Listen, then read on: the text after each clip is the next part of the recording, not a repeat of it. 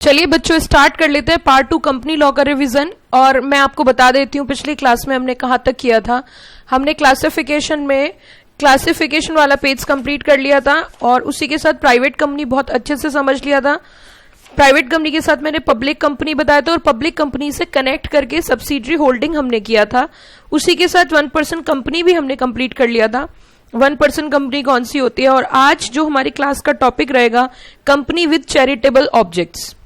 Company with charitable objects की अगर मैं बात करूं तो ये सेक्शन 8 कंपनी में होती है। और उससे पहले मुझे आपके साथ कुछ और डिस्कशन करना है, थोड़ा अनाउंसमेंट करना है कि अभी जब हमारी ये कंपनी लॉ कंप्लीट हो जाएगा 3, 4 या 5 दिन के बाद, ठीक है ना, 5 दिन के बाद हम अपने रिवीजन सेशन में थोड़ा चेंज लाएंगे और कुछ और भी आपको एक्स्ट्रा सर्विसेज देंगे। अभी मैं आपको बस इतना ही कहना चाहूंगी, कुछ और एक्स्ट्रा फैसिलिटी, कुछ और एक्स्ट्रा सर्विसेज हम लोग प्रोवाइड करने वाले हैं और हम उसकी प्रिपरेशन कर चुके हैं। तो बहुत जल्दी आपको वो अनाउंसमेंट होगा, बहुत जल्दी आपको बता दिया जाएगा क्या क्या सर्विसेज हम और एक्स्ट्रा आपको देने जा रहे हैं। बट अभी तब तक के लिए जो रिवीजन चल रहा है उसको बड़े ध्यान से आप करिए, क्योंकि आगे की तैयारी हमारी हो चुकी है और आपको अब कहीं ना कहीं प्रिपेयर रहना है उस चीज के लिए। चलिए बिना टाइम वेस्ट करें हम अपने रिवीजन को आगे बढ़ा देते हैं। Companies with charitable objects. सबसे पहली बात, मैंने आपको पिछली बार भी यही एक फायदा होता है कि एक ट्यूनिंग बन जाती है। इससे पहले जो हमने कंपनी लॉ पार्ट 1 किया था उसमें मैंने आपके साथ डिस्कशन जरूर किया होगा सेक्शन 8 कंपनी के बारे में। वही सेक्शन 8 कंपनी यहाँ पे दी गई है। मैं फिर से एक बार बता देती हूँ जल्दी। सेक्शन 8 और सेक्शन 25, एक्चुअली सेक्शन 25 की अगर मैं बात करूं, ओल्ड कंपनी एक्ट 1956 में इस कंपनी को सेक्शन 25 के नाम से जाना जाता था। बट जैसी कंपनी एक्ट 2013 आया तो इसे सेक्शन 8 कंपनी या नॉन प्रॉफिट ऑर्गेनाइजेशन के बारे में जाना जाता है। परंतु मुद्दा यह उठता है कि इसको इस तरीके का नाम क्यों दिया गया है, सेक्शन 8 या सेक्शन 25, उसका भी मैं आपको लॉजिक और रीजन बता देती हूं। ऐसा होता है कि सेक्शन, ये कंपनी कुछ डिफरेंट तरीके की कंपनी होती है। इसका जो प्रोसेस है वो लाइसेंस लेना पड़ता है और लाइसेंस लेने की रिक्वायरमेंट होती है, तभी ये कंपनी चलती है। इसकी जो रिक्वायरमेंट है वो सेक्शन 8 के अंदर दे रखी है और पहले 25 के अंदर थी। इसी वजह से इस कंपनी को ज्यादातर सेक्शन 8 कंपनी बोलते हैं। सेक्शन 8 कंपनी की खास बात होती है नॉन प्रॉफिट ऑर्गेनाइजेशन। इसका नाम इसलिए रखा जाता है कि इसके अंदर किसी भी तरीके का अगर कोई प्रॉफिट होता है, वो प्रॉफिट जो है वो डिस्ट्रीब्यूट नहीं किया जाता मेंबर्स के बीच में। ये एक डिफरेंट कॉन्सेप्ट है जो दूसरी कंपनी से बिल्कुल अलग है। इट मीन्स यहाँ पे जो कंपनी में मेंबर्स जो कनेक्ट होते हैं उनका ऑब्जेक्टिव जो होता है वो सिर्फ और सिर्फ समाज सेवा करना होता है। उनका उद्देश्य किसी तरीके का कोई प्रॉफिट कमाना नहीं होता। उसी के साथ हम बात कर लेते हैं पर्सन और an association of person registered and licensed under section 8 of company act 2013 as a limited company. जब ये सेक्शन 8 कंपनी इनकॉर्पोरेट होने जाती है, बनने जाती है, तो उसमें 3 कंडीशन लगा दी जाती हैं। पहली कंडीशन बोलते हैं कि आपकी कंपनी का जो ऑब्जेक्टिव रहेगा, आपका कंपनी का जो मेन उद्देश्य रहेगा वो रहेगा promotion of commerce, art, science, sport, education and research. It means जो मेन ऑब्जेक्टिव रहेगा वो रहेगा promotion of commerce, art, science, sports, education and research. उसी के साथ साथ दूसरा इसमें रहेगा अप्लाइड प्रॉफिट इफ एनी और other income in promoting its object. अगर किसी तरीके का कोई प्रॉफिट भी होगा तो प्रॉफिट भी फिर दोबारा से इसी ऑब्जेक्ट में लगा दिया जाएगा। तीसरा पॉइंट होगा prohibition on distribution of dividend to its members. It means अगर किसी भी तरीके का कोई प्रॉफिट होगा तो उसको डिविडेंड के रूप में डिस्ट्रीब्यूट नहीं किया जाएगा। ये 3 पॉइंट्स यहाँ पे बोले इन्होंने। इसका जो ऑब्जेक्टिव होगा वो प्रमोशन होगा commerce, art, science, sport, education and research.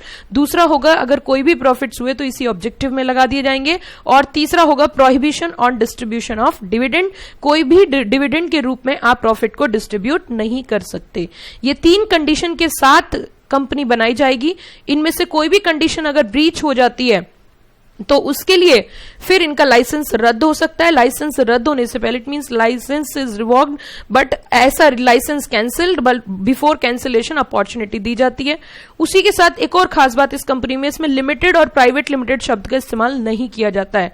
Section 8 company के साथ लिमिटेड और प्राइवेट लिमिटेड शब्दों का इस्तेमाल नहीं किया जाता है। ये कुछ इस तरीके की कंपनी होती है। उसी के साथ साथ आपके यहाँ पे बहुत ज्यादा डिटेल में तो यहाँ पे दिया नहीं है, हालांकि सेक्शन 8 कंपनी बहुत डिटेल कॉन्सेप्ट है, बट जब आप एग्जीक्यूटिव में आओगे तो सेटिंग अप ऑफ बिजनेस के अंदर आप सेक्शन 8 कंपनी को डिटेल वर्जन और पूरे चैप्टर के नाम से पढ़ोगे। उसी के साथ साथ अगर हम थोड़ा सा आगे बढ़े ये थी हमारी सेक्शन 8 कंपनी। और सेक्शन 8 याद करने की मैंने आपको टेक्निक भी सिखा रखी है। सेक्शन 8 बोले तो स्वर्ग का गेट। इट मींस यहां पे जो कंपनी बनाई जाती है वो कहीं ना कहीं अपने फ्यूचर के लिए, अपने भविष्य के लिए कुछ दान पुण्य करने के लिए कंपनी बनाई जाती है, और इसी वजह से इस कंपनी को अनेकों छूट मिलती है। There are lot more exemptions are provided by the central government. The reason is very clear, because here there is no involvement of public at large for taking profits. It means profit का यहाँ पे जब profit ही नहीं तो घपला होने के chances बहुत रेयर है। उसी के साथ साथ मैं आगे बढ़ती हूँ। Next company is government company and section में बता देती हूँ। सेक्शन 2 तो कॉमन है ही, आप सभी जानते हो, और सेक्शन 2 के साथ इसमें आ जाता है सेक्शन 2 क्लॉज 45। और सेक्शन 2 क्लॉज 45 की अगर हम बात करें तो 45 याद करने की टेक्निक है। देखो ध्यान से सुन लिया करो। 1 घंटे की क्लास में अगर तुम आराम से नहीं बैठ के पढ़ सकते तो तुम्हारा कुछ हो भी नहीं सकता, ये ध्यान रखना। सभी बच्चों के लिए मैं बता रही हूं, अगर 1 घंटे का रिवीजन आप तरीके से नहीं कर पा रहे हो तो फिर आप क्या करोगे मुझे भी नहीं पता। इसीलिए आपका भविष्य जो है वो एक ऐसी स्टेज पे आके खड़ा हो गया है जो ना इधर का है ना इधर का है। या तो तरीके से पढ़ ही लो, इस तरीके से पढ़ने से ही आपका फायदा है। अगर आप सोच रहे हो इधर उधर डिस्टर्ब रहोगे तो ये ध्यान रखना कुछ नहीं होने जाने वाला। सब कुछ छोड़ना पड़ेगा, त्यागना पड़ेगा, मेहनत करनी पड़ेगी, तब जाके डिग्री मिलेगी। नहीं तो आप ध्यान रखना, ये June after December coming very soon, कब आपके 4 से 5 साल निकल जाएंगे आपको खुद नहीं पता चलेगा, और आप ना इधर के रहोगे ना इधर के रहोगे। अब जब आपने कोर्स ज्वाइन कर ही लिया है तो क्यों ना इसे पूरा किया जाए, क्यों ना इसे कंप्लीट किया जाए। क्या इसे स्टूडेंट कंप्लीट नहीं करते, क्या आपके जैसे लोग कंप्लीट नहीं करते, क्या मैं आपके जैसी ही नहीं हूं, मैंने भी तो कंप्लीट किया है। लेकिन इसको करने के लिए मैं यही सही बात यही बता रही हूं, एक प्रोफेशनल से कनेक्ट होने का यही फायदा होता है कि उसको पढ़ाना तो आता ही है लेकिन वो इस स्टेज से गुजरा है जिस स्टेज पे आज आप स्टैंड कर रहे हो। मैं ओवर एक्स्ट्रा मैं आपको किसी तरीके का डरा नहीं रही हूं, सता नहीं रही हूं, लेकिन आपके भविष्य जो है वो एक ऐसी स्टेज पे आके खड़ा हो गया है कि अगर आपने एक पैर इधर से इधर डगमगाया तो आपका भविष्य एकदम खराब हो जाएगा। भविष्य एकदम खराब हो जाएगा। ध्यान रखना, किसी बहुत दिक्कत आ जाएगी। ये समय बहुत सिंसियरिटी का है, बहुत समय जो है बहुत मेहनत करने का है, प्रोग्रेस करने का है। अगर ये टाइम तुमने खराब कर दिया तो ये टाइम वापस कभी नहीं आएगा और तुम चाहकर कर भी नहीं पाओगे। आप सोच रहे हो 5 साल बाद मैं सीएस कंटिन्यू कर लूंगा, आपकी हिम्मत नहीं है कि आप कंटिन्यू कर लो। हर चीज का एक समय होता है, समय पे कर ली जाए तो आसानी से हो जाती है। अगर बिना समय के करोगे तो बहुत दिक्कत आएगी। इसीलिए ध्यान से सुन लिया करो, ध्यान से पढ़ लो, बहुत सारी चीजें आपको मिल रही हैं। आप एक ऐसे टाइम, ऐसे युग में, टेक्नोलॉजी के युग में जी रहे हो कि एक्स्ट्रा फैसिलिटीज आपको मिल रही हैं, घर बैठे फैसिलिटीज आपको मिल रही हैं, कहीं जाना नहीं पड़ रहा। इसके बावजूद भी अगर तुम सिंसियर होकर पढ़ नहीं रहे हो ना, और 1 घंटा मैं देखती हूँ बहुत बार बच्चे आते रहते हैं जाते रहते हैं, तो कहीं ना कहीं ये ध्यान देने वाली बात है कि आप किसी का कुछ नहीं बिगाड़ रहे, मेरा कुछ नहीं बिगाड़ रहे। मैं अपना काम कर रही हूं और करती रहूंगी। अगर मैं काम करूंगी और अच्छा काम करूंगी तो मेरी प्रोग्रेस तय है, लेकिन आप किसी का कुछ खराब नहीं कर रहे, अपना खराब कर रहे हो। बहुत सारी चीजें छोड़नी पड़ेंगी तभी जाके सक्सेस होगी। चलिए खैर, इसके ऊपर मैं एक वीडियो बनाऊंगी आपकी मोटिवेशन के लिए कि क्या क्या आपको छोड़ना पड़ेगा अब इन 15 दिन में। इसके लिए मैं बहुत जल्दी आपके सामने कुछ ना कुछ मोटिवेशन लेकर आऊंगी, लेकिन पहला काम मेरे लिए जो जरूरी है वो है आपको पढ़ाना। तो चलिए पढ़ते हैं। गवर्नमेंट कंपनी की अगर हम बात करें, सेक्शन 2 क्लॉज 45 के अंदर डिफाइन है। मैंने जैसे कि आपको बताया कि सेक्शन 2 के अंदर सारी डेफिनेशंस दे रखी हैं और गवर्नमेंट कंपनी डिफाइन की गई 45 में। अब 4-5 आप इससे कुछ इस टेक्निक से भी याद कर सकते हो कि 4-5 लोग मिलकर क्या कर रहे हैं, कंपनी को चला रहे हैं। अब मैं आपके दिमाग से कई सारी गलत फहमी जो है, मिसअंडरस्टैंडिंग जो आपके माइंड में होंगी वो रिमूव करना चाहती हूँ। The reason is very clear. मैं आपको एक बात बताने देना चाहती हूँ। गवर्नमेंट कंपनी एक स्टेटस होता है एंड स्टेटस चेंज हो जाते हैं। गवर्नमेंट कंपनी का स्टेटस होता है और स्टेटस समय समय पे चेंज हो जाता है। गवर्नमेंट कंपनी का मतलब क्या है, इसमें कहा कि अगर एक कंपनी के अंदर कोई भी गवर्नमेंट, चाहे सेंट्रल गवर्नमेंट या खाली स्टेट गवर्नमेंट या सेंट्रल और स्टेट गवर्नमेंट दोनों मिलके, अगर किसी कंपनी में 51% या उससे ज्यादा paid up share capital control करते हैं तो जिस कंपनी में कंट्रोल करते हैं उस कंपनी का स्टेटस गवर्नमेंट कंपनी हो जाता है। मैं थोड़ा सा बताती हूं आपको। यहां पे सपोज करो ये एक्स लिमिटेड है और एक्स लिमिटेड के अंदर किस किस तरीके से कंट्रोल हो सकता है। एक्स लिमिटेड के अंदर कंट्रोल हो सकता है 51% और मोर कंट्रोल बाय दी 51% और more control by the central government, 51% और more control by the central government, या फिर 51% और more control by the state government, 51% और more control by the state government, या फिर पार्टली 51% में partly bye central government and partly by state government, partly bye central government, partly by state government, या फिर control by 2 state governments. अब ध्यान देना, मैं केस बना रही हूं। केस नंबर 1, केस नंबर 1 क्या है? मान के चलिए सेंट्रल गवर्नमेंट ने ही 51% कंट्रोल कर रखा है। केस 2 मैं बता रही हूं, central government plus UP government दोनों ने मिलकर कंट्रोल कर रखा है। दूसरा केस ये हो गया, क्या क्या? सेंट्रल गवर्नमेंट साथ में यूपी गवर्नमेंट दोनों ने मिलके। केस 3, केस 2 हो गया central government plus UP government. Case 3 क्या है इसमें? केस 3 हो सकता है UP government plus MP government दोनों ने मिलकर कंट्रोल कर रखा है। तो फर्स्ट केस में भी कंपनी क्या है? Government company. सेकंड केस में भी कंपनी क्या है? Government company. थर्ड केस में भी कंपनी क्या है? Government company. तीनों केस में कंपनी क्या कहलाएगी? गवर्नमेंट कंपनी कहलाएगी। इट मींस अगर किसी कंपनी के अंदर जो कंट्रोल है वो किसने कर रखा है? सेंट्रल गवर्नमेंट, 51% और मोर इन्होंने कंट्रोल कर रखी है पीएससी। पीएससी मतलब पेड अप शेयर कैपिटल। या फिर 51% और मोर स्टेट गवर्नमेंट अकेली ने कर रखी है। या फिर केस 4 जैसे कि हम बता सकते हैं खाली 51% और मोर स्टेट गवर्नमेंट ने कंट्रोल कर रखी है, मतलब हम कह सकते हैं यूपी गवर्नमेंट ने कर रखी है। तो अगर 51% और मोर यूपी गवर्नमेंट ने कर रखी है तो भी इस कंपनी का स्टेटस क्या रहेगा? Government company. अकेली सेंट्रल गवर्नमेंट कर सकती है, सेंट्रल गवर्नमेंट अकेली स्टेट गवर्नमेंट कर सकती है, partly bye central government partly by state government, या फिर 2 स्टेट गवर्नमेंट मिलके कंट्रोल कर सकती हैं। तो इस कंपनी का स्टेटस क्या हो जाता है? इस कंपनी का स्टेटस हो जाता है गवर्नमेंट कंपनी। इस कंपनी का स्टेटस क्या हो जाता है? Government company. Clear point? देखो आप पढ़ते हैं, government company means any company in which not less than 51%, the word is used कम से कम। नॉट लेस देन का मतलब होता है कम से कम, मिनिमम 51% और more paid up share capital is held by central government या फिर और बाय एनी स्टेट गवर्नमेंट या फिर गवर्नमेंट्स। ये गवर्नमेंट्स वाला जो पॉइंट आया, स्टेट गवर्नमेंट या गवर्नमेंट्स मतलब 2 स्टेट गवर्नमेंट मिलके, या फिर partly bye central government partly bye 1 और मोर स्टेट गवर्नमेंट। एंड यहां तक तो मैंने आपको क्लियर कर दिया, ये तो मैंने केस बना के क्लियर कर दिया गवर्नमेंट कंपनी के बारे में। आगे इन्होंने कहा and includes a company which is subsidiary company of such a government company.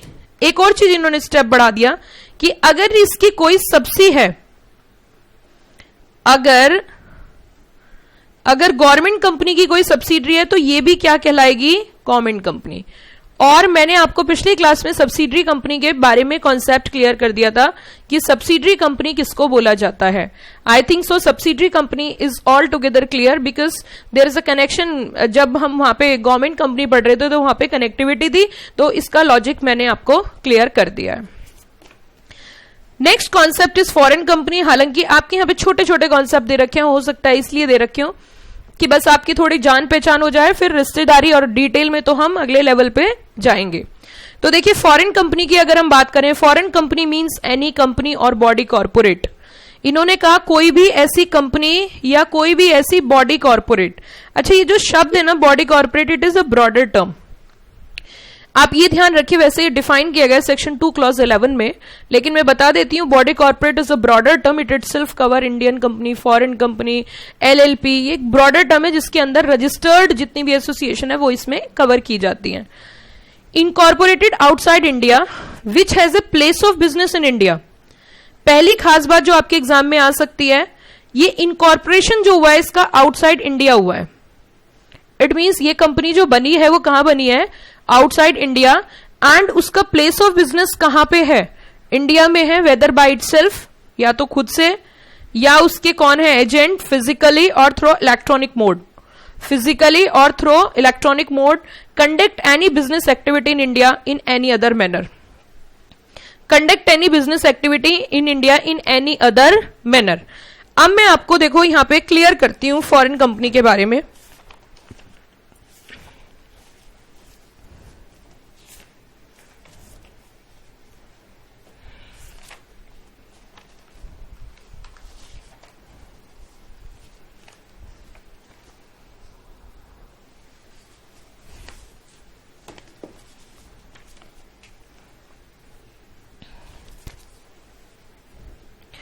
कुछ इस तरीके से समझिए, foreign company is equals to, foreign company is equals to incorporated outside India, outside India. एक तो ये पॉइंट है कि इनकॉर्पोरेटेड कहां पे हुई है, आउटसाइड इंडिया, एंड उसी के साथ ए प्लस बी कंडीशन। ए प्लस बी कैसे, foreign company means any company और बीसी, जो कंपनी भी हो सकती है और कोई बीसी भी हो सकती है। बीसी मतलब बॉडी कॉर्पोरेट, कोई कंपनी भी हो सकती है और कोई बॉडी कॉर्पोरेट भी हो सकती है, जो इनकॉर्पोरेटेड कहां पे हुई है, आउटसाइड इंडिया, और जो दो कंडीशन पूरी कर रही है, ए प्लस बी, दोनों कंडीशन पूरी कर रही है। एंड वर्ड यहां पे यूज हुआ है, एंड वर्ड यहां पे यूज हुआ है, दोनों कंडीशन पूरी कर रही है। वो दोनों कंडीशन देखते हैं कौन कौन सी है। Has a place of business in India, मतलब इस कंपनी का हिंदुस्तान के अंदर प्लेस ऑफ बिजनेस होना जरूरी है, जहां से वो बिजनेस कर रही है। एंड चाहे खुद से या उसका कोई एजेंट है, फिजिकली भी हो सकता है और इलेक्ट्रॉनिक मोड भी हो सकता है। इट मीन्स फिजिकल मोड में भी हो सकता है और दूसरा इन्होंने बोला इलेक्ट्रॉनिक मोड में भी हो सकता है। Conduct any business activity in India in any other manner. देखो, प्लेस ऑफ बिजनेस होना और साथ में बिजनेस एक्टिविटी कैरी करना। प्लेस ऑफ बिजनेस भी है और वहां पे क्या चल रही है, बताइए जल्दी से, बिजनेस एक्टिविटीज भी चलना। ये नहीं खाली प्लेस ऑफ बिजनेस है और वहां पे कोई एक्टिविटी रन नहीं हो रही, तो प्लेस ऑफ बिजनेस के साथ साथ बिजनेस एक्टिविटीज भी रन होना बहुत ज्यादा जरूरी है। क्या इतनी बात समझ में आ गई? प्लेस ऑफ बिजनेस भी है और साथ में बिजनेस एक्टिविटीज भी उसकी चल रही है। अगले पॉइंट की ओर मैं चलूंगी, लेकिन उससे पहले इसका भी मैं सेक्शन बता देती हूं। सेक्शन 2 क्लॉज 42 के अंदर फॉरेन कंपनी डिफाइन की गई है। सेक्शन 2 क्लॉज 42 के अंदर फॉरेन कंपनी डिफाइन की गई है और मैं बता देती हूं इसको आपको कैसे याद करना है।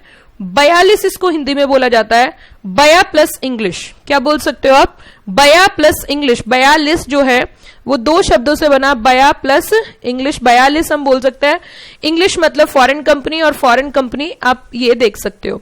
तो सेक्शन 2 क्लॉज 42 के अंदर ये कॉन्सेप्ट जो है वो डिफाइन किया गया है। एक बार मैं फिर से रिवाइज करा रही हूं। फॉरेन कंपनी का मतलब है कोई भी कंपनी या बॉडी कॉर्पोरेट, इनकॉर्पोरेट इंडिया में या outside India. Outside India. Place of business कहां पे है? इंडिया में है, या तो खुद से है या उसका कोई एजेंट फिजिकली या फिर इलेक्ट्रॉनिक मोड में है, और यहां पे क्या कैरी ऑन कर रहे हैं? बिजनेस एक्टिविटी कैरी ऑन कर रहे हैं। ये अगर दोनों कंडीशन पूरी हो जाती है तो कंपनी क्या कहलाएगी? फॉरेन कंपनी कहलाएगी। Next one is associate company. Next one is associate company. इसको डिफाइन किया गया है सेक्शन 2 क्लॉज 6। सेक्शन 2 क्लॉज 6 के अंदर डिफाइन किया गया एसोसिएट कंपनी को। सेक्शन 2 क्लॉज 6 के अंदर डिफाइन किया गया 6 + 2 8, 8 मीन्स एसोसिएट।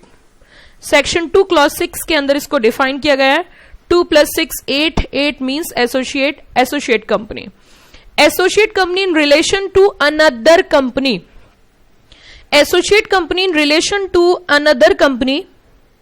फिर दोबारा ध्यान दीजिए, associate company in relation to another company means a company जिसके अंदर other company has a significant influence, significant influence but which is not subsidiary of having such influence. देखिए, मैं आपको सिंपल शब्दों में थोड़ा सा बताने की कोशिश करती हूं कि ये क्या कॉन्सेप्ट है। जैसे कि ये एक्स लिमिटेड है और ये वाई, कोई सी भी कंपनी हो सकती है, Y limited, Y private limited, और इस कंपनी का इसके अंदर सिग्निफिकेंट इन्फ्लुएंस है। क्या है? सिग्निफिकेंट क्या है बेटा? सिग्निफिकेंट इन्फ्लुएंस है इस कंपनी का, इस कंपनी के अंदर सिग्निफिकेंट इन्फ्लुएंस है। Ma'am what do you mean by significant influence? आप सिग्निफिकेंट इन्फ्लुएंस किसको बोलोगे, थोड़ा सा बता सकते हो? तो देखो, सिग्निफिकेंट इन्फ्लुएंस के बारे में मैं थोड़ा सा आपको पहले बता देती हूं कि सिग्निफिकेंट इन्फ्लुएंस का मतलब क्या है। इसका मतलब है कंट्रोल। क्या है सिग्निफिकेंट इन्फ्लुएंस का मतलब? Control of at least 20% of total voting power. क्या बोला इसने? 20% ऑफ टोटल वोटिंग पावर, या फिर देखो, एक तो वोटिंग पावर की बात हो रही है। पहले एक पॉइंट देख लेते हैं। हम कह सकते हैं सिग्निफिकेंट का पहला पॉइंट का मतलब है ये कंपनी, इस कंपनी के अंदर मिनिमम 20% टोटल वोटिंग पावर रखती है। कम से कम 20% से तो ज्यादा भी हो सकती है, लेकिन कम से कम कितनी? 20%। या फिर इन्होंने बोला कंट्रोल ऑफ और participation in business decision under an agreement. It means इन्होंने यहां पे बोला, या फिर दूसरी कंडीशन क्या हो सकती है सिग्निफिकेंट इन्फ्लुएंस चेक करने के लिए, या फिर इनका क्या है, कंट्रोल भी है और पार्टिसिपेशन भी है। किसमें? बिजनेस डिसीजन में। कैसे? इनके बीच में एग्रीमेंट साइन है। बेटा ध्यान से समझना, इस कंपनी का, इस कंपनी के अंदर क्या है, सिग्निफिकेंट इन्फ्लुएंस है। हमने कहा सिग्निफिकेंट इन्फ्लुएंस, हमने तो आज से पहले सुना नहीं क्या होता है इसका मतलब। इसका मतलब है कि एक्स लिमिटेड ने वाई प्राइवेट लिमिटेड में कम से कम 20% वोटिंग पावर कंट्रोल कर रखी है, या फिर कंट्रोल या फिर पार्टिसिपेशन है। किसमें? बिजनेस डिसीजन में। और वो भी कैसे? इन दोनों के बीच में क्या साइन हो रखा है? एग्रीमेंट साइन हो रखा है। उसके थ्रू ये कंपनीज के अंदर मेजर बिजनेस डिसीजन मेकिंग करती है। अगर इनमें से कोई भी एक कंडीशन है तो इस कंपनी को, ये जो वाई प्राइवेट लिमिटेड है, इस कंपनी को एक्स लिमिटेड की एसोसिएट कंपनी बोला जाएगा। जो एक्स लिमिटेड कंपनी है उस कंपनी की क्या बोला जाएगा? एसोसिएट कंपनी बोला जाएगा। एसोसिएट कंपनी जो है इंडिया के अंदर कंपनी एक्ट 2013 से ही इंट्रोड्यूस हुई है, इससे पहले नहीं थी। और एसोसिएट कंपनी के आने से बहुत सारी चीजें कंपनी एक्ट के अंदर कर्व की गई हैं। जैसे आप आगे चल के जब एग्जीक्यूटिव में आओगे तो आप अकाउंट्स का चैप्टर पढ़ोगे, उसमें कंसोलिडेशन ऑफ बैलेंस शीट होता है। तो कंसोलिडेशन ऑफ बैलेंस शीट के अंदर या कंसोलिडेशन ऑफ फाइनेंशियल स्टेटमेंट हम जब बोलते हैं तो उसके अंदर जो एसोसिएट कंपनी होती है उसके अकाउंट्स भी कंसोलिडेट होते हैं। पहले एसोसिएट कंपनी थी ही नहीं, 51% या उससे ऊपर अगर कंट्रोल है तो सब्सिडरी है, और होल्डिंग सब्सिडरी के मिला के डॉक्यूमेंट्स बनाए जाते थे, बैलेंस शीट बनाई जाती थी। तो पिक्चर में एसोसिएट कंपनी थी ही नहीं। X limited siphoning of funds भी अगर कर रही है, दूसरी कंपनीज में फंड्स ट्रांसफर कर रही है, बट स्टिल उसको कहीं डिफाइन नहीं था, तो कंपनी एक्ट उसे कर्व नहीं कर पाता था। बट आज के डेट में जब आप, याद रखना मेरा कॉन्सेप्ट, जब आप अगले लेवल पे पहुंच जाओगे कुछ ही दिनों के बाद, तो आपको ये देखने को जरूर मिलेगा कि एसोसिएट कंपनी क्यों आया। तो एसोसिएट कंपनी के बारे में मैंने आपको जानकारी दी कि associate company is defined in section 2 clause 6। जब एक कंपनी दूसरी कंपनी के अंदर किसी भी तरीके से सिग्निफिकेंट इन्फ्लुएंस रखती है, सिग्निफिकेंट इन्फ्लुएंस को भी कंपनी एक्ट के अंदर डिफाइन किया गया। उन्होंने कहा कम से कम टोटल वोटिंग पावर, और उसी के साथ साथ control in business decision and participation through an agreement sign between two companies. Then जिस कंपनी के अंदर सिग्निफिकेंट इन्फ्लुएंस है उस कंपनी को एसोसिएट कंपनी बोला जाता है। कंपनी एक्ट के अंदर एसोसिएट कंपनी को डिफाइन करने का पर्पस, तात्पर्य एकदम साफ है कि कल को जब अगर किसी भी तरीके का कोई फंडिंग ट्रांसफर होता है तो उसमें एसोसिएट कंपनी कवर कर ली जाती है। उसी के साथ साथ थोड़ा और एक एक्स्ट्रा वर्जन में बता देती हूं, इंडिपेंडेंट डायरेक्टर का जब अपॉइंटमेंट होता है तो उसमें भी एसोसिएट कंपनी का कॉन्सेप्ट चेक किया जाता है, और वहां पे मैंने निमोनिक्स बना रखा है has, H4 holding, A4 associate and S for subsidiary.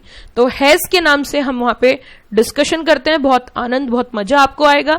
हालांकि अगर अभी की हम बात करें CSEET के अंदर तो इंडिपेंडेंट डायरेक्टर कॉन्सेप्ट नहीं है, बट CS फाउंडेशन में तो इंडिपेंडेंट डायरेक्टर भी पढ़ाया जाता था, तो आप तब उसका एंजॉय कर सकते थे। बट चलिए आगे बढ़ते हैं। नेक्स्ट कॉन्सेप्ट हम लोग स्टार्ट करने जा रहे हैं स्मॉल कंपनी। और स्मॉल कंपनी भी जो सेक्शन है जिसमें डिफाइन है वो सेक्शन है 2 क्लॉज 85। स्मॉल कंपनी जो डिफाइन है वो कंपनी डिफाइन है सेक्शन 2 क्लॉज 85। अगर स्मॉल कंपनी और 1 पर्सन कंपनी दोनों की ही मैं जिक्र करूं तो इन दोनों कंपनी को बनाने के पीछे गवर्नमेंट का एक ही ऑब्जेक्टिव, एक ही उद्देश्य है कि ज्यादा से ज्यादा लोग जो बिजनेसमैन हैं वो जो बिजनेस करें इन दी फॉर्म ऑफ कंपनी करें। ज्यादा से ज्यादा लोग बिजनेस करना चाहें तो कंपनी इनकॉर्पोरेट करें, कंपनी का रजिस्ट्रेशन करें। लेकिन वहां पे जो कंपनी बनाने से लोग जो हिचकिचाते थे या फिर वो नहीं बनाते थे, उसका एक कारण था there are lot more formalities and compliances are there because a normal layman और a normal businessman having no more knowledge about the laws and compliances and it require lot of funds and money to expend on fulfilment of these compliances. That's why government think that कि अगर कोई व्यक्ति company के form में business करना चाहता है तो वो बिल्कुल कर सकता है। No need to comply the more law compliances because the business is very small and अगर वो उस लिमिट के अंदर अंदर काम कर रहा है तो उसको कुछ छूट, कुछ रिलैक्सेशन एज कंपेयर टू जो बड़ी कंपनी होती है उनसे मिलनी चाहिए। उसी के साथ साथ स्मॉल कंपनी और 1 पर्सन कंपनी कुछ इसी तरज पे इन्होंने बनाया और दोनों ही कंपनी प्राइवेट कंपनी ही होती है। कभी भी स्मॉल कंपनी एक पब्लिक कंपनी नहीं हो सकती, ये एक प्राइवेट कंपनी का ही वर्जन है। स्मॉल कंपनी की अगर हम बात करें तो स्मॉल कंपनी में एक लिमिट इन्होंने रख रखी है। अगर उस लिमिट के अंदर अंदर आप आते हो, अगर उस लिमिट के अंदर आप कवर हो जाते हो तो आपका स्टेटस स्मॉल रहेगा, और अगर वो लिमिट आप क्या कर देते हो, क्रॉस कर देते हो, तो आपका स्टेटस लूज हो जाएगा। और स्टेटस लूज होने का ये नुकसान है कि आपको जो सरकार की तरफ से बड़ी सारी छूट मिली है वो सारी छूट आपसे वापस ले ली जाएगी। तो हमें यहाँ पे ये समझना होगा कि स्मॉल कंपनी कौन सी कंपनी को बोला जाता है। चलिए, small company means a company other than public company. एक पॉइंट यहां पे बहुत साफ हो गया है कि स्मॉल कंपनी वो कंपनी है जो पब्लिक कंपनी नहीं है। इट मीन्स फिर कौन सी कंपनी है, कौन सी कंपनी है, प्राइवेट कंपनी है।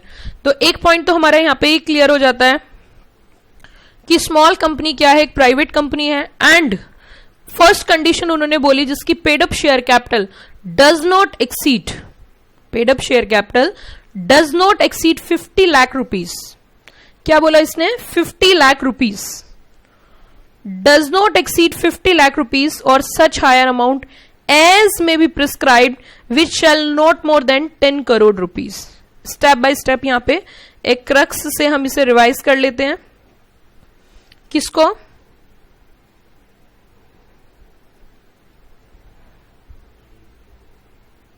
स्मॉल कंपनी को। It is defined in section 2 and clause 85। 85 का मतलब होता है 85। 85 का मीनिंग क्या होता है, 85। और 85 मैंने जो डिफाइन की गई वो 85 से की है कुछ। 85 मतलब पियासी। फिर दोबारा ध्यान दीजिए, 85 मतलब what I mean by 85 here, 85 means पियासी। तो ये एक पियासी कंपनी है क्योंकि इसमें एक लिमिट है। कुछ इस तरीके से आप याद कर सकते हो। सबसे पहली बात, स्मॉल कंपनी क्या होती है, एक प्राइवेट कंपनी ही होती है small company. Are you got the point everybody? Small company एक प्राइवेट कंपनी ही होती है। इसके अंदर हमें लिमिट चेक करनी है, एक तो पेड अप शेयर कैपिटल और दूसरी इन्होंने बताई है turnover. One is a paid up share capital and second one is a turnover.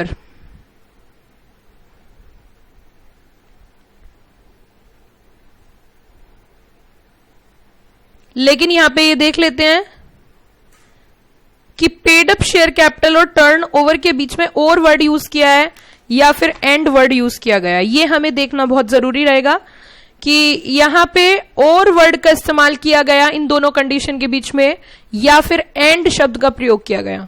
तो देखिए, अगर आपको बहुत ध्यान से आप इसे देख रहे हो तो इन दोनों कंडीशन के बीच में एंड वर्ड यूज किया गया, ना कि और। एंड वर्ड को यूज किया गया इन दोनों कंडीशन के बीच में।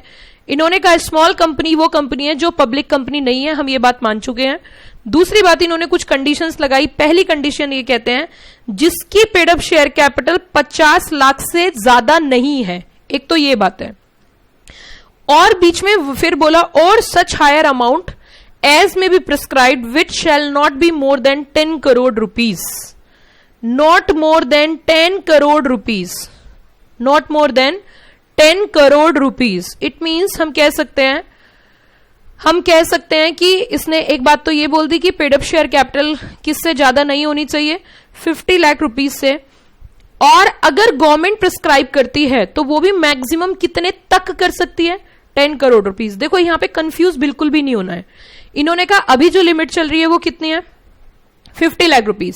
सरकार चाहे तो इस लिमिट को बढ़ा के कितने तक कर सकती है, 10 करोड़। मतलब गवर्नमेंट चाहे तो ये लिमिट 10 करोड़ तक कर सकती है, लेकिन 10 करोड़ से ज्यादा गवर्नमेंट की भी पावर नहीं है स्टेटस देने के लिए स्मॉल कंपनी। लेकिन आज की रेट में कितनी चल रही है, does not exceed 50 lakh rupees. तो हम कह सकते हैं नॉट एक्सीडिंग 50 लाख रुपीज, ठीक है। और ये कितना प्रिस्क्राइब कर सकते हैं, 10 करोड़ रुपीज। मैक्सिमम कितना प्रिस्क्राइब कर सकती है गवर्नमेंट, 10 करोड़ रुपीज। अब बताओ इन दोनों के बीच में और है या एंड है। इट मींस हम कह सकते हैं कंडीशन ए है और कंडीशन बी है। Condition A and condition B. Condition A किसके लिए है, कैपिटल के लिए, और कंडीशन बी किसके लिए है, टर्नओवर के लिए। तो देखो आगे बढ़ते हैं। टर्नओवर में इन्होंने बोला as per profit and loss account for immediately preceding financial year.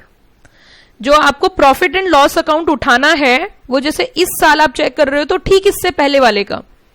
अगर 2021 में आप चेक कर रहे हो तो 2020 का जो फाइनेंशियल ईयर है उससे आपको प्रॉफिट एंड लॉस उठाना है। Does not exceed 2 crore rupees.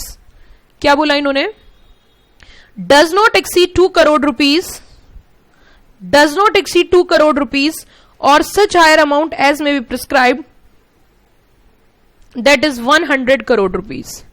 It means normal limit जो इन्होंने बताई वो 2 crore, that is 2 crore, and prescribe कितना हो सकता है, 100 करोड़। प्रिस्क्राइब कितना हो सकता है, 100 करोड़। अब मैं आपको इसकी एक लिमिट याद कराती हूं क्योंकि आपके एग्जाम में क्वेश्चन आ सकता है, और अगर आपके एग्जाम में क्वेश्चन आ जाता है तो किस तरीके से आपको इसे याद करना है वो भी थोड़ा सा हम देख लेते हैं। इन्होंने यहां पे पॉइंट बोला कि जो paid up share capital 50 lakh है, तो हम कह सकते हैं बचपन में हमने 50-50 पैसे से 10 रुपए जोड़े। हमने 50-50 पैसे इकट्ठे करके 50-50 पैसे इकट्ठे करके तो कितने करे, 10 रुपए जमा पूंजी हुई। What you mean by capital, ये भी ध्यान रखने वाली बात है। पेड अप शेयर कैपिटल है ना, तो 50-50 ट्रिक्स हैं, ये लिमिट याद करने की ट्रिक्स हैं। एग्जीक्यूटिव में भी आती है, प्रोफेशनल में भी आती है, और आपके यहां भी आ सकती है। इन दोनों का तो मुझे अभी तक पता है, फाउंडेशन में भी आती है। तो क्यों ना हम 0 लेवल पे याद कर लें जो हमारी लास्ट तक काम आनी है, और कभी प्रोफेशनल बिजनेस में काम करोगे तो भी ट्रिक से याद रहेगी लिमिट। ये थोड़ी ना आप अपने क्लाइंट के सामने लिमिट चेक करोगे, है ना। तो देखो इन्होंने कहा 50-50 पैसे से हमने 10 रुपए जोड़े तब हमारी 10 की पूंजी हुई। पूंजी मीन्स व्हाट, पूंजी मीन्स कैपिटल। और 2-2 रुपए जोड़ के मैंने 100 रुपए इकट्ठे करे। कैसे याद करी हमने लिमिट, 50-50 पैसे से तो हमने 10 रुपए इकट्ठे करे और 2-2 रुपए जोड़ के हमने 100 रुपए इकट्ठे करे, तो टर्नओवर हमेशा ज्यादा रहता है। बताओ 50-50 पैसे मीन्स क्या, 50 lakh and prescribe is 10 crore, और टर्नओवर 2-2 रुपए से 100 रुपए, तो 2 crore and 100 crore. Are you got the point everybody. अब देखिए इधर, स्मॉल कंपनी बनने के लिए A+B है या फिर A/B है, A+B है या A/B है, इसमें भी बच्चा कंफ्यूज रहता है। ए प्लस बी है।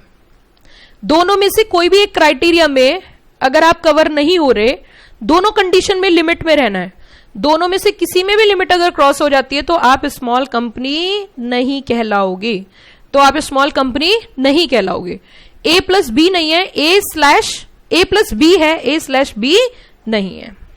चलिए आगे इन्होंने बोला for the purpose of this clause provided that, ये क्लॉज एप्लीकेबल नहीं होता होल्डिंग सब्सिडरी पे, सेक्शन 8 कंपनी पे और बॉडी कॉर्पोरेट जो स्पेशल एक्ट है, क्योंकि अगर इनकी इस लिमिट में है भी तो भी ये स्मॉल कंपनी का फायदा नहीं उठा सकते, क्योंकि ये ऑलरेडी बेनिफिटेड कंपनी है, ये ऑलरेडी क्या है, बेनिफिटेड कंपनी है, तो चाहकर भी ये फायदा नहीं उठा सकती है।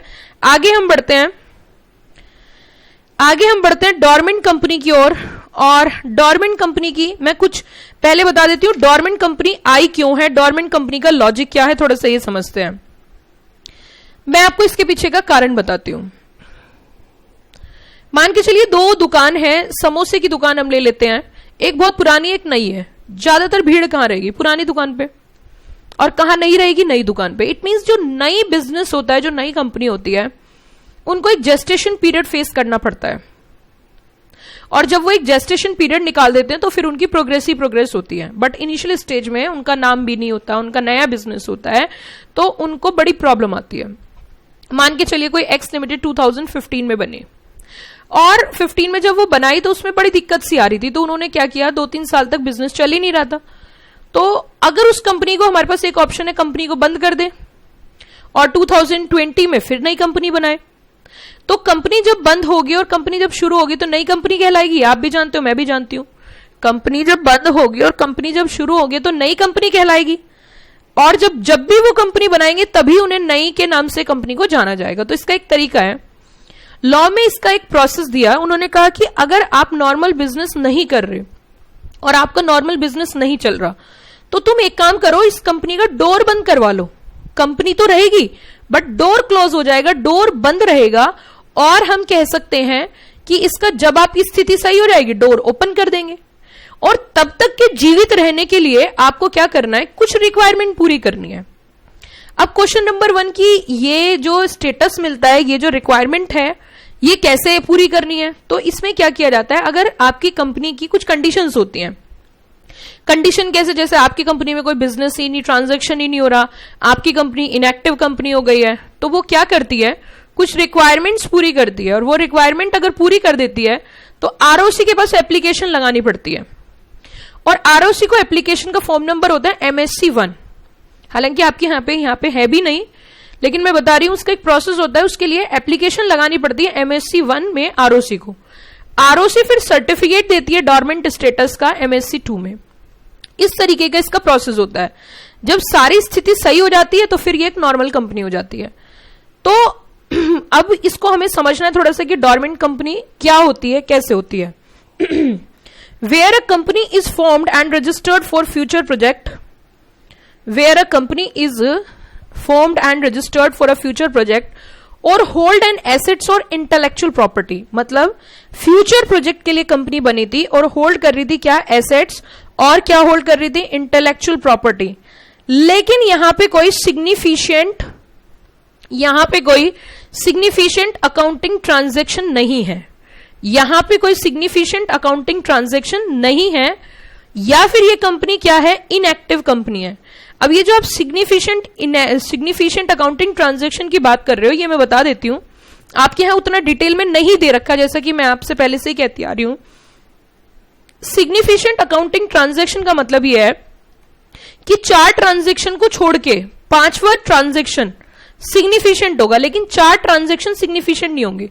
जैसे मैं एग्जांपल देती हूं, अलॉटमेंट ऑफ शेयर करें मिनिमम रिक्वायरमेंट पूरी करने के लिए, ऑफिस एक्सपेंडिचर है, आरओसी की फीस पे करिए, तो बिजनेस थोड़ी ना है वो, तो वो सिग्निफिशिएंट अकाउंटिंग ट्रांजैक्शन नहीं है। या फिर कंपनी क्या हो गई है, इनएक्टिव कंपनी हो गई है। May make an application to the registrar, तो वो किसको एप्लीकेशन लगा सकते हैं, रजिस्ट्रार को। क्या ऑब्टेन करने के लिए, स्टेटस। मैंने आपको पहले ही बताया था डॉर्मेंट कंपनी बनाई नहीं जाती है, डॉर्मेंट कंपनी एक स्टेटस है जो अप्लाई करके आरओसी को लिया जाता है और वो स्टेटस चेंज भी हो जाता है, तो उस कंपनी को बोला जाता है dormant company.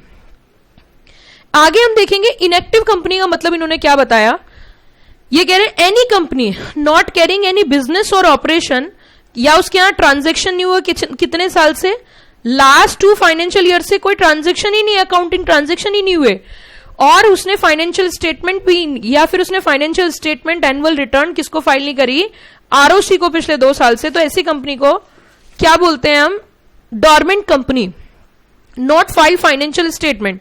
In case of a company which has not file financial statement और annual return 2 financial year consecutively, तो आरओसी क्या करता है, एक्चुअली मैं बता देती हूं, लॉ की रिक्वायरमेंट है कि आपको फाइनेंशियल स्टेटमेंट्स, बैलेंस शीट वगैरह आरओसी को एनुअली फाइल करनी पड़ती है, लेकिन उस कंपनी ने पिछले 2 साल से फाइल नहीं करी, और अगर उस कंपनी ने पिछले 2 साल से फाइल नहीं करी तो उस कंपनी का स्टेटस आरओसी खुद से कर देती है, डॉर्मेंट, आरओसी खुद से डॉर्मेंट स्टेटस कर देती है, और डॉर्मेंट जब हो जाता है तो उसके साथ फिर कोई ट्रांजेक्शन नहीं करता आउटसाइडर, और आरओसी की साइट पे जाके उसका स्टेटस डॉर्मेंट में आ जाता है। It means ROC shall issue a notice to the company.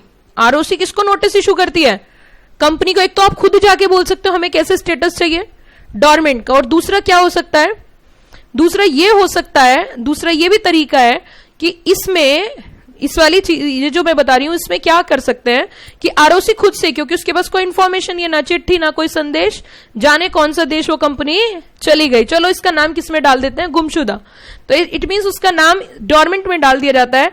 Enter the name of such company in the register maintained for dormant companies, तो डॉर्मेंट कंपनी के रजिस्टर में उसका नाम मेंशन कर दिया जाता है। आगे हम कॉन्सेप्ट पढ़ेंगे मिनिमम डायरेक्टर्स का, मिनिमम डायरेक्टर्स की बात करेंगे।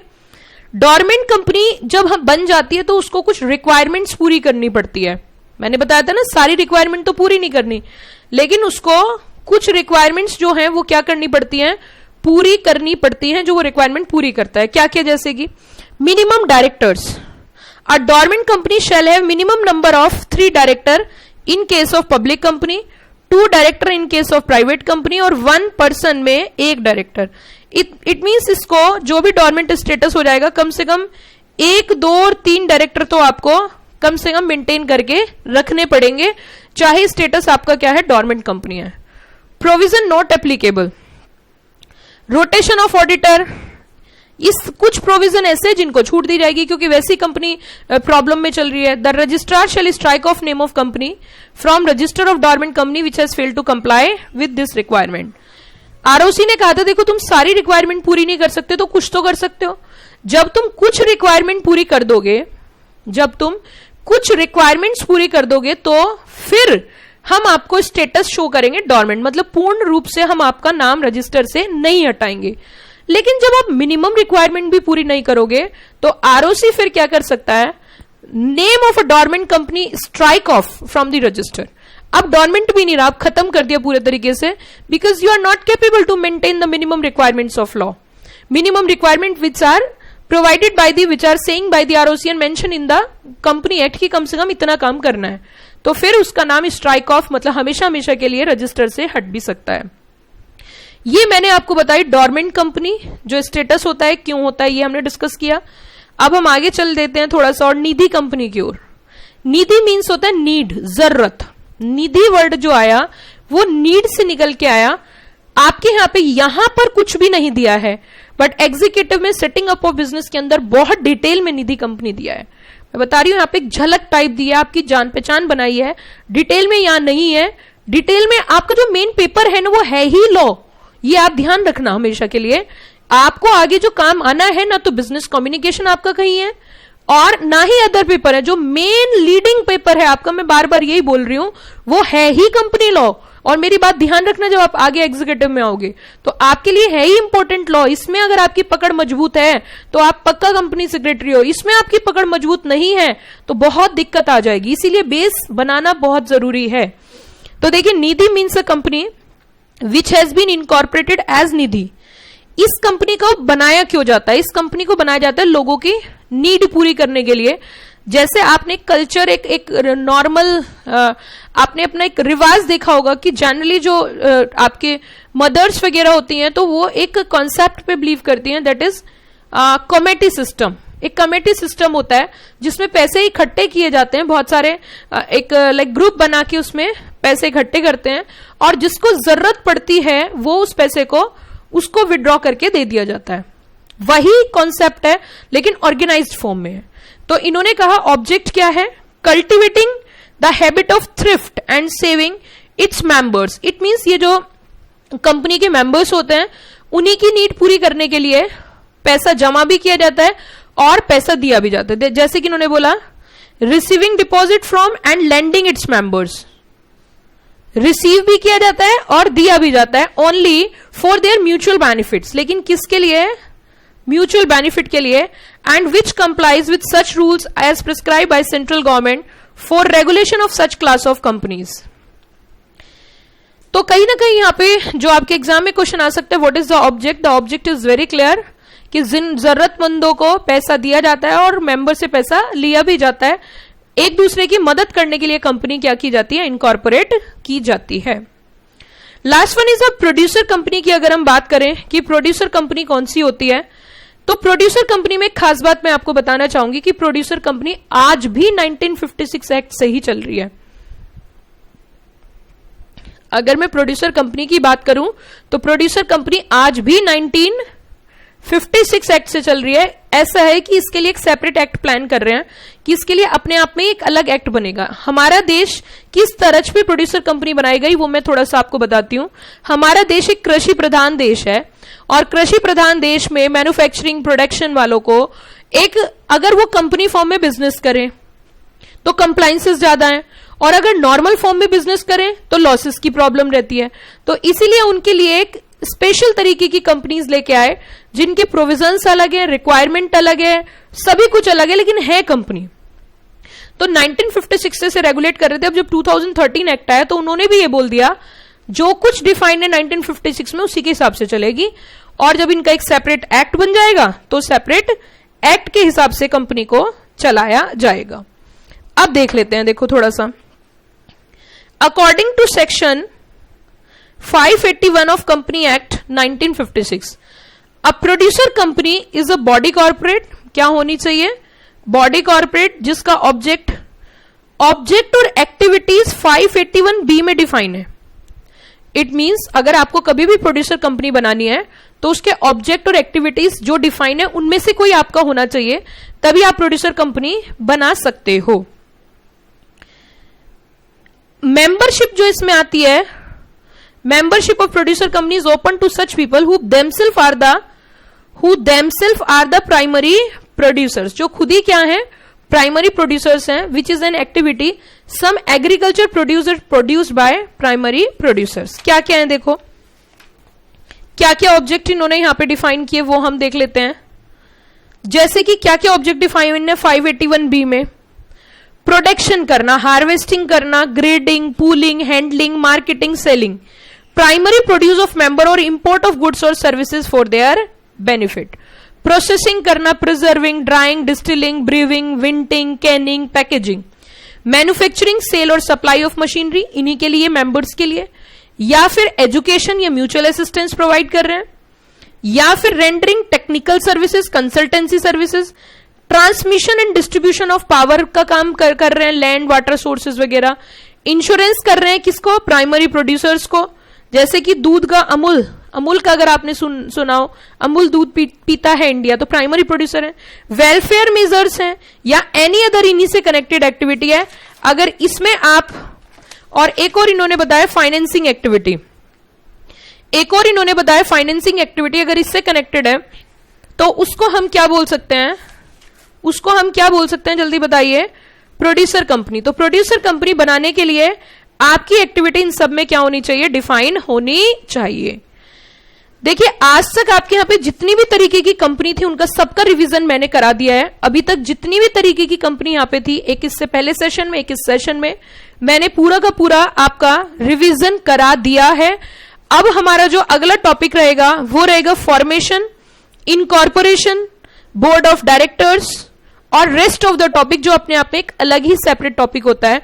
और इस टॉपिक को या इस चैप्टर को हम अगली क्लास में, लास्ट सेशन होगा, और इस पूरे को कंप्लीट कर लेंगे। आप सभी बच्चे को जितना सिलेबस कराया जा रहा है बस उसे आप एक बार रिवाइज करो, पूरा सिलेबस मैं बता देती हूँ। बहुत सारे बच्चों की क्वेरी है कि मैम हमारा कितना सिलेबस होगा, क्या होगा, कैसे होगा, थोड़ा सा आप हमें बताओगी तो अच्छा लगेगा। तो मैं आपको बस इतना ही बोलना चाहूंगी कि सब कुछ कवर होगा। उसका आपको 2 से 3 क्लास के बाद पूरा का पूरा हम शेड्यूल, टेंटेटिव सब कुछ बता देंगे। सारा सिलेबस, लॉ का पूरा सिलेबस मैं आपको कवर कराऊंगी। इसके अलावा कुछ और भी कराऊंगी, लेकिन अभी वादा मैं नहीं करूंगी, मैं सिर्फ कराऊंगी। वादा किया तो निभाना पड़ेगा। तो और भी बहुत कुछ हम लोग करेंगे, बट अभी आपका एक कह सकते हैं रिदम बनाना है और रिवाइज करना है। तो जितना जितना कराते जा रहे हैं उतना उतना आप क्या करते जाओ, रिवाइज करते जाओ प्लीज, ठीक है ना। समय अभी हमारे पास जो भी है उसको इफेक्टिव यूटिलाइज करेंगे। और इतना ही मैं बोलना चाहूंगी कि अभी आप जितना हो रहा है उसको फोकस करो। अगली क्लास में इस चैप्टर को पूरे को क्या कर लेते हैं, complete. Thank you, have a nice day. इसके अलावा किसी की कोई क्वेरी, कुछ पूछना या कुछ बताना हो तो इसी नंबर पे, जो स्क्रीन पे आपको नंबर नजर आ रहा है, उसी नंबर पे आप जाके मैसेज ड्रॉप कर सकते हो 4x960233, ठीक है। और आपके अगर कोई और फ्रेंड्स भी कनेक्ट होना चाहते हैं तो उन्हें भी कनेक्ट कर सकते हैं। लॉ का पूरा सिलेबस मैं आपके साथ कवर करूंगी, कराऊंगी, आपको रिवीजन कराऊंगी, ठीक है। Thank you, have a nice day.